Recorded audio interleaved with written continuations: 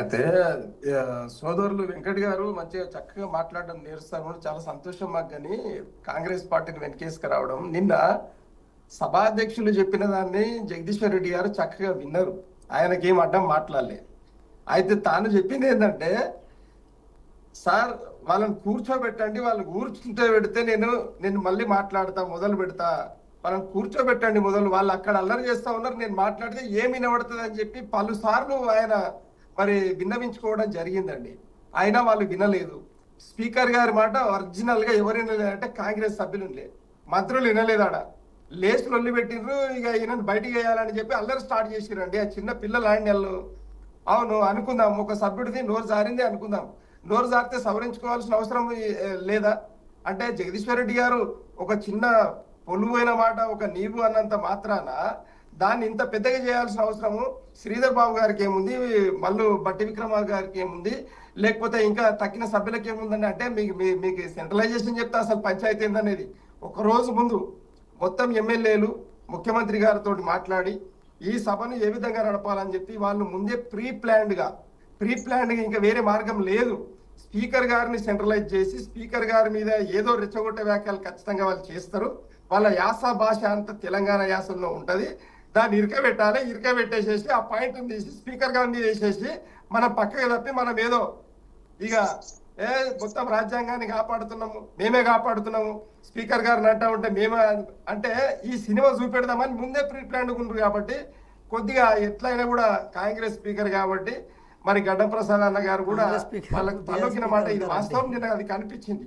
ఇది అవునా కాదనేది రామ్మోహన్ రావు గారు ఆల్రెడీ చెప్పేసారు విశ్లేషకులుగా. అంటే ఇక్కడ మేము ఏం చెప్తా ఉన్నామంటే, అక్కడ సభా సమావేశాలను లైవ్ కాస్ట్ లో బయట చూపెడుతున్నప్పుడు ప్రజలు ఇంట్రెస్ట్ ఉన్న వాళ్ళు మరి అంటే రాష్ట్ర అభివృద్ధి మీద కాంగ్రెస్ పార్టీ ఏం చేస్తామని, బీఆర్ఎస్ ఏం అడుగుతా ఉందని చూసే వాళ్ళు చాలా చక్కగా చూసారు. దీంట్లో మేము కాదనట్లే ఏంది అని అంటే, ఈరోజు కేసీఆర్ గారు వారిస్తున్నా కూడా అవతల నుండి లేచి మాట్లాడుతున్నారు అని అంటే, ఎప్పుడైనా కూడా అందరి మైండ్ సెట్ అట్లనే ఉండదండి. కాంగ్రెస్ వాళ్ళు 64 మంది ఉన్నా కూడా ముఖ్యమంత్రి గారు వారిస్తే కూడా లొలిపెట్టే ఎమ్మెల్యేలు లేరా? మరి ఉన్నారు కదా. అన్నప్పుడు అది సర్వసహజం. అదేంటంటే 4 గోడల మధ్యలో అది ఒక ప్రజాస్వామ్యానికి గర్భగుడి. అందులో మాత్రమే కొట్లాడుకోవాలి, మాట్లాడుకోవాలి. దాన్ని మొత్తం తీర్మానం సభాధ్యక్షులు ఉన్నారు కాబట్టి ఆయన ఆర్డర్లో నడవాలి, ఆయన ఆర్డర్లోనే చట్టాలు రావాలి, ఆయన మాట వినాలి. కొట్లాడుకోవడానికి కూడా తిట్టుకోవడానికి కూడా వెసులుబాటు ఉందండి. ఇది క్లారిటీ ఇస్తా ఉన్నాం సభ లోపల. కానీ దాన్ని లైవ్ కాస్ట్ లో పెడుతున్నారు అనేది వీళ్ళు మర్చిపోయి వాళ్ళ ఇష్టం ఉన్నట్టు వాళ్ళు వివరించడం వల్ల కొద్దిగా పార్టీ మీద కూడా ప్రభావం పడుతుంది, వ్యక్తిగతంగా కూడా ప్రభావం పడుతుంది అనే దృష్టి పెట్టుకొని ఎమ్మెల్యేలందరూ మంత్రులందరూ నడుచుకుంటూ చాలా చక్కగా ఉంటుంది. ఎందుకంటే ఈరోజు అసలు ఉన్న పంచాయతీ ఏంటంటే, కాంగ్రెస్ నుండి నిజమైన కాంగ్రెస్ నాయకులు ఎవరన్నా ముఖ్యమంత్రి అయితే ఇంత దుర్మార్గంగా ప్రవర్తించే వాళ్ళు కాదు. ఇదే వాస్తవం. ఎందుకు అనంటే, ఇక్కడ కాంగ్రెస్ పార్టీని బొందబెట్టాలి అంటే ముఖ్యమంత్రి స్థానంలో కూర్చున్నటువంటి రేవంత్ రెడ్డి గారు ఆయన కాంగ్రెస్ పార్టీ మేలు కోరట్లేదు అనేది ఇక్కడ అర్థమవుతా ఉంది. లేకపోతే బహిర్గతంగా కూడా అవే వ్యాఖ్యలు, లోపల సభలు కూడా అవే వ్యాఖ్యలు అని అంటే ఇది ఎంత దుర్మార్గం అండి. ఇంకా వేరే పని లేదా? కేసీఆర్ గారు తిడితేనే తెలంగాణ అభివృద్ధి చెందినట్ట ఏందండి? ఇదే మరి అన్యాయం.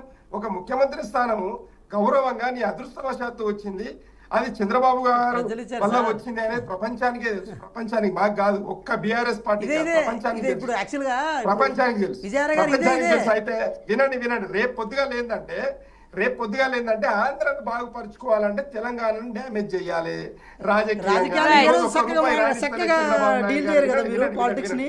జర్రసేపినట్టు చెప్తాను. అయితే చంద్రబాబు నాయుడు గారు ఆంధ్రాను బాగుపరుచుకోవాలంటే రాజకీయాన్ని అంతా మొత్తం కేంద్రీకృతం ఎక్కడ చేయాలి? తెలంగాణ మీద ఫోకస్ చేయాలి. అక్కడ మాత్రం మంచిగా డబ్బులు తెచ్చుకొని ఆంధ్రాన్ని బాగుపరుచుకోవాలి.